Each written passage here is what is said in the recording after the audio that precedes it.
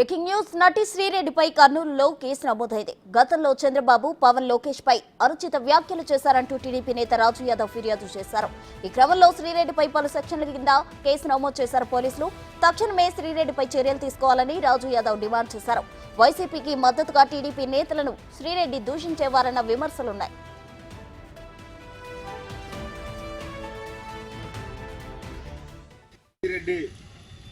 గత ఎలక్షన్ల ముందు కానీ ఎలక్షన్ల తర్వాత కానీ నారా చంద్రబాబు నాయుడు గారి పైన, వారి కుటుంబం పైన, అలాగే డిప్యూటీ సీఎం అయిన పవన్ కళ్యాణ్ గారి పైన, హోంశాఖ మంత్రి అయిన పొంగలపూడి అనిత గారి పైన విపరీతమైన దిగజారిన మాటలు మాట్లాడి, మహిళలు కూడా ఆ మాటలు వినలేని విధంగా పదదూషాలతో మాట్లాడుతూ వీడియోలు చేసి పోస్ట్ చేసి సోషల్ మీడియా ద్వారా వాళ్ళ కుటుంబాలకు కూడా బాధ పెట్టే విధంగా ముందుకెళ్ళింది.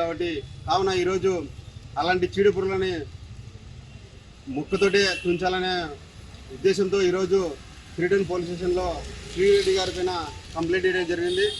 వాళ్ళని మేము అడిగేది ఏమంటే, ఇలాంటి విష పురుగులని ఏదైతే విష పురుగులు వీళ్ళు సోషల్ మీడియాను వాడుకొని యువకులని మహిళని దూషించే విధంగా మాట్లాడుతూ పోతే, ఇలాగే అందరూ ఆమెను ఫాలో అయితే మాత్రం చాలా విషపూరితంగా ఉంటుంది. కాబట్టి ఈ విషపురుగుని ఇట్లనే తుంచాలని చెప్పి ఈరోజు శ్రీటన్ సిఐ గారికి కంప్లైంట్ ఇచ్చి ఆమె పైన కేసు పెట్టి తగిన చర్యలు తీసుకోవాలని విజ్ఞప్తి జరగడం జరిగింది.